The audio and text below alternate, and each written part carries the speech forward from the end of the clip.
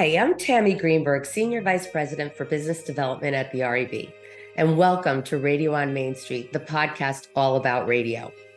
Our latest podcast series comes to you from the 2023 ANA Masters of Marketing Conference, where Chief Marketing Officers, brand stewards, advertising directors, research providers, ad tech, and media professionals all come together with a laser focus on growth. The conference showcased creative thinking, strategies, and best practices that leading brands have implemented to drive growth by meeting and exceeding their consumers' needs. RAB had the opportunity to chat with many attendees about their businesses, their marketing goals, the issues that they're most focused on, and of course, their thoughts about radio.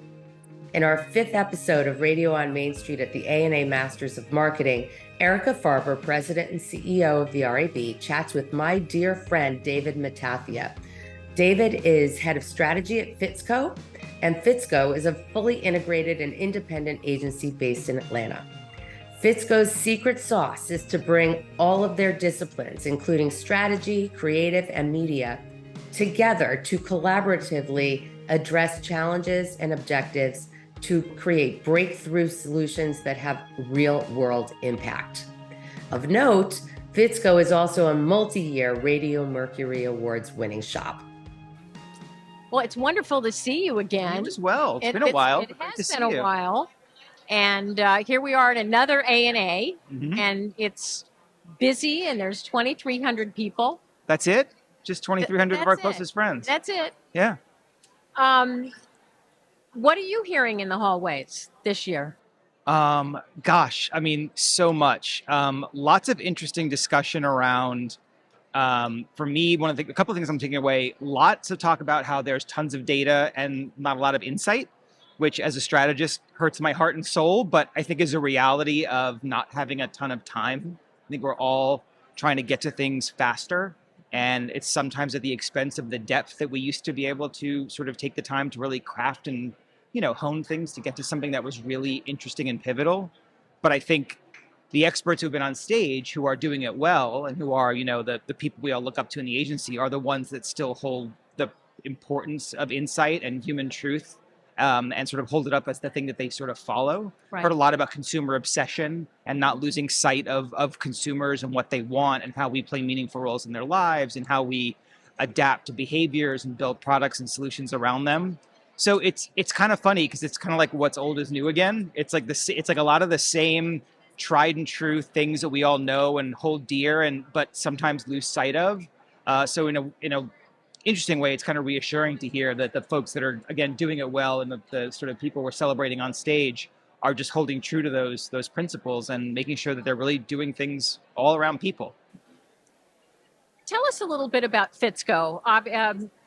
Your company is very dear to our heart at the RAB. Yeah. You've done some amazing creative work where you've won Best in Show of Radio Mercury Awards. Very proud of it. Well, we are too, because you guys have done some really incredible things with radio. We appreciate it. But again, share a little bit about the philosophy of your agency and what's going on with you guys today. Yeah, I mean, so we are in Atlanta, Georgia. We're about 125 people, fully integrated, which at our size is kind of interesting. So we have a full data science and analytics practice. We have in-house media, as well as a content studio, creative, so really soup to nuts, which at our size, we think is pretty interesting. We don't find many shops of our size that really can kind of work end to end for clients. So that drives a lot of the ethos of how we think. We believe that integrated thinking and integrated ways of looking at the world is kind of the only way to do it, because consumers aren't sitting on their couches or in their cars listening to things and saying, oh, that was a performance ad, or that was a brand ad, or that came from the media shop. They just are consumers of information and messages. Right. So the more we can think about things holistically and bring all of our different perspectives to any problem, we think that's when we're at our best, and we think that's actually when clients benefit the most, versus having to call 6 different specialists to sort of solve one and sort of ideate around one problem. We're pretty proud of the fact that we can bring all these different diverse perspectives to bear. So integrated is the only way is kind of an ethos we've adapted. And we've got a practice that we sort of use to unlock brand solutions around the idea of unleashing brand energy. We believe that all brands have inherently good things inside of them, but there's inevitably things that are sort of standing in their way. So we do a lot of diligence and work and exploratory to figure out what that goodness is, and then look at, okay, what is standing in its way? What's blocking it from actually, maximizing its effort in the marketplace? And then we sort of use those and put that into an equation to come to a new conclusion, which we call new energy. And then we use our data and science and analytics folks to measure, which we call return on energy. So it's this kind of continuous I love loop. that. Yeah, it's this kind of continuous loop that we talk about and think about. And it's just it's a really interesting way to think about brands. And the other nice thing about it is it's agnostic to any one of our disciplines. So the media team uses it, the analytics practice use it. Obviously, brand positioning, we use it. We use it to unlock new platforms and creative campaigns. So it's nice just to have one operating sort of system that works across the whole agency. And it's nice also because, again, it does bring us all together around a single theme and idea. So when we do bring those integrated solutions, we're all talking a common language. You talk about bringing everyone together. COVID has changed Yeah. the office environment so much. Do you have remote workers, or are you all physically in the office? We're primarily all in the office. We have a few folks who moved during COVID or moved post-COVID who were near and dear to us, so we kept them aboard. We're officially in the office a couple of days a week, and we have a couple of days work from home. We try to be flexible about it. We know that it changed everyone's perspective, and some people really enjoy the remote piece, so we try to give people freedom to do what they will. I will be in the office almost every day. That's just my habit. I like being in the office. I like being around people. I like being at the wall and putting things up. But yeah, we realize that everyone's working differently, so we're trying to cater to everyone's unique sort of desires and how it works best for them. It may not seem this way to you, but as an outsider, your title is very unique. I don't hear strategy in people's titles anymore. Yeah. So how does that fit within the whole ecosystem of Fitzco? Yeah, I think strategists and our discipline are interesting because we're the inventors of new forms of strategy every year. Like we love to do blank strategist. So in our world, I run a group that consists of basically three flavors of strategy, if you will. I've got brand strategy, I've got social strategy, and I've got communication strategy. And obviously work really closely with our media strategists who sit within the media group, as well as data scientists who are a different form of strategist. So there's lots of people with sort of strategic functions. And the nice thing about the data science piece being sort of the what I call sort of the bookends, if you will, it sort of starts with strategy and it also ends with strategy. So it's the strategic input up front of our data folks to help us like really delve in on like what's driving the business, where are the gaps in sort of ultimately delivering on return, but then also bookending that with the measurement side, which obviously is sometimes directly in my purview, sometimes not. If it's, brand tracking, those kinds of things, that falls within me. If it's more sort of the business measurement side, it will form within them. So it's this tight partnership. So I'm kind of a link in the chain along lots of those different pieces, if you will. But yeah, that's kind of how it works with us. And the nice thing too is that we're still at a nice size, and we're relatively small at 125-ish. So it's, we're all pretty tight and pretty close. So we sort of butt over each other all the time and are, finishing each other's sentences and colliding in a good way. So it works. So as I mentioned a little bit earlier, audio and radio has been utilized incredibly well by Fitzco. Yeah.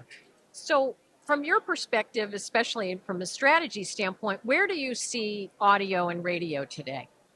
I still think it's obviously such a captive personal choice in the, when I think about how I, as a consumer, because we all consumers, obviously, in addition to working in this business, my audio experience, it's kind of one of the few things that's wholly mine.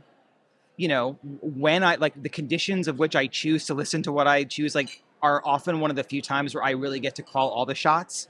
If I'm in my car, it's my seat setting. I'm controlling the temperature. It is an environment in a world where like I get to literally have all the control. I don't have my kid trying to dictate, although they try to change the channel or whatever it might be. I won't let them. Right. So I get that opportunity to I am painting this little world that is just mine for those moments. And it literally is always, and it's the nice thing about audio for me is it's just so mood based, right? Like, and I mean, I'm a musician also at, when I'm not trying to do this day job.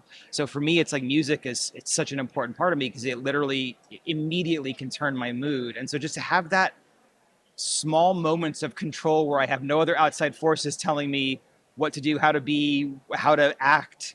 I still think it like that captivity and that, knowing people are kind of in that mindset, it sort of puts audio in this very unique space that like when we're so distracted by everything else and everything else is meant to capture attention in, a third of a second, audio still remains this immersive, one of the last maybe like immersive mediums that you can really get lost in. And again, sort of paint this environment that's wholly yours. And I don't think we have many of those left anymore. So what could we do better to make sure that more people in positions like you feel as strongly about audio as you do? Yeah, I think it really comes down to the role of the medium and sort of how it fits in. I mean, we all talk about ecosystems and other highfalutin words. And I think one thing we try to be really pretty diligent about is different channels do things differently. Not all channels are created equal, right? And each one of them has a different job to do. And if you know that you have this immersive, captive, personalized, experience for people when they're engaging with audio mediums, that lends itself to a different kind of solution than something that is meant to garner an impression in a second. Right. And so continuing to, I think, remind us all and like remember, like that is a very unique and rare and special moment and opportunity you have. And the creative freedom that it opens up to you to be, some of the stuff that we did that we were proud of with you guys, that was, it was so engaging and so funny. And like it was like almost like the audio theater back in the day where like you really had to stick with the story, but the payoff was so worth it. Like we don't even write messages that way anymore. We used to write messages where there were these arcs and there was a, and then we like the payoff was at the end. And now we've inverted everything to put the payoff up front. So we want to make sure you get the impression. You can actually still almost write in the old school in audio, like in a great way. And I think just knowing that and reminding everyone how different, unique, special it is and how it allows you to sort of really have more creative freedom. I think that it kind of makes it a one of one. Mm-hmm. And I think the more we take advantage of it, the better we are. Are you working on anything now that's including audio that you can share with us? I know we've got audio in the mix on a couple of different things. We've got some holiday work coming out that I can't talk about at the moment, unfortunately, just because it's not totally public. Understand. But yes, there's some audio stuff coming that will launch post Thanksgiving through the new year. So keep your eyes and ears, or I guess keep your ears open and stay tuned. Well, we will anxiously be awaiting that because I said you put out some of the most creative uses of audio of just about anybody. Oh, we really appreciate that. Thank you. That means the world coming from you. Thank you so much. Incredible work. Thank you. So you're a strategist. You're a big thinker. If you look at the future, is there something that you're most excited about that you think is maybe going to be a game changer that we should all be prepared to be focused on and thinking about? Yeah, I mean, I feel like if I don't say AI, they take away my advertising card. I didn't even ask it. But I mean, I think that's the thing that everyone's out. There's a lot of conversation about it here. Yes. I think the reality is, I don't think we really know. I mean, I think we're all experimenting. I think we're all figuring it out, and I do think it will have sweeping changes. But I'd be lying sitting here if I said I knew what those answers were, because I don't think any of us truly do. Right. But like everybody else, we're dabbling and trying to sort of find ways, both strategically to use it, in terms of, quick information gathering, to helping us actually generate creative in certain cases. So we are definitely tinkering and playing. So I guess I'm excited about how it will be a complement to us. I think, but I don't think it's going to replace the need for human intuition and human nuance and creativity. But I think any time that there's sort of a revolutionary thing that can be a new aid to us, that's always terribly exciting.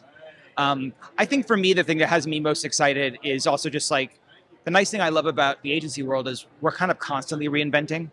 We're always in a state of how are we going to, shape shift to what the market needs. And I think we're all in some way, shape, or form experiencing that now.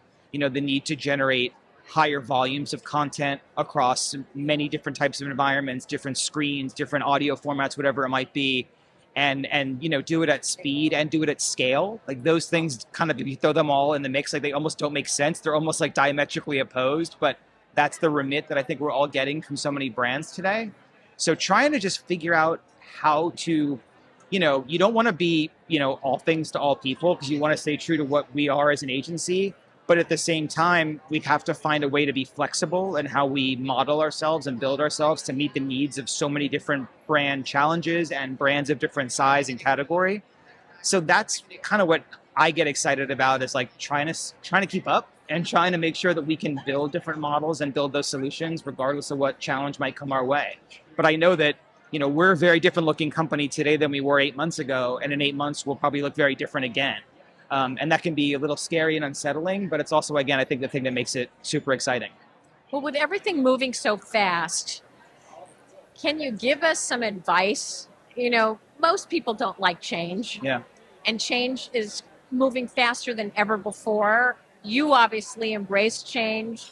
It sounds like you probably really love the change and take advantage of it. Can you share a piece of advice for most of us who are just so frightened about change? How can we get more comfortable with being uncomfortable? Yeah, I mean, I wish I could credit who I heard this from, and it's kind of an old adage, but I think if you adapt the mindset of you either win or you learn, you don't fail, I think that opens you up to sort of, to embrace change and to try things. If you do something and it hits, great. You build on it, you run with it, you pour gasoline on it, and you go. If you do something and you miss, you can sit back and say, well, that didn't work. Right. Or you can sit back and say, okay, what didn't work about it? How do we optimize it and build for it? What do we and how does that, learn from right? it? What do we learn from it? How does that get us to the next opportunity? And so if you think about it that way, and you can get, your organization and our community and our larger community thinking about things that way, then there really isn't such a thing as losing. There really isn't such a thing as failing. So then there's nothing to lose. I mean, that's a little flippant, but you know what I mean? It's like, as a philosophy, Absolutely. But it's a great philosophy. I think I'm giving people, and also making sure that everyone in the organization, senior most people, my colleagues on the leadership team, down to people who are just starting, all have that freedom. As like, you're not going to get punished for trying something as long as you can come away learning something from it and Right. building on it for the future. Then as long as you can give everyone that confidence, then change won't be scary. Change will start to almost become the norm. Excellent advice.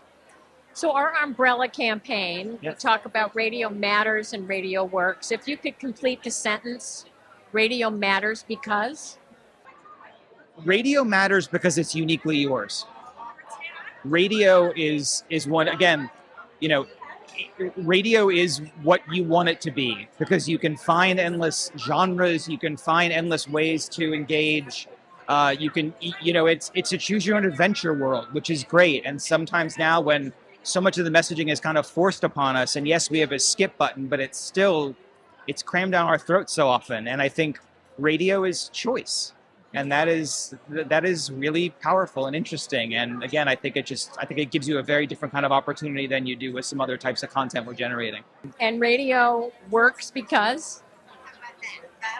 Radio works because it's enduring. It's been there with us. We've seen entire platforms come and go in months. Big things that come out with splashy launches come and go. Radio endures. Radio's been with us. Radio is part of the culture. It's part of the fabric of who we've been. And something so fundamental does work and does matter, because it's just something that we know and is familiar and can always turn to. And the fact that it's just, it sounds weird to say, but like, it's just still here and still so powerful, that means it's working. Well, we so appreciate you stopping by Thank Radio you so much on for Main having Street. me. Are you kidding? I appreciate it. This was wonderful. This was a joy for me. Thank you so thank much. you. Great to see you again. Thank Great you. to see Appreciate you. it. As we continue to share the value of radio to our advertising partners, David shares a point of view that's really important for all of us to remember and to share. Radio is a captive, personal choice for consumers. Unlike any other media, the consumer is in complete control of the immersive environment for which they choose to listen. And this provides marketers and agencies the gift of creative freedom to make their impressions impress and deeply engage. In the continuously changing and evolving marketing and media landscape, the choices become more plentiful for consumers, so it's imperative to continuously try new strategies and tactics. The adage that David shared, and I quote, "You either win or you learn, you don't fail." It's a great philosophy to take to heart as we all continue to drive business growth. If you'd like to learn more about radio and its many benefits, we invite you to visit us at rab.com, or you can email us directly at askrab@rab.com. Until next time, it's Radio on Main Street.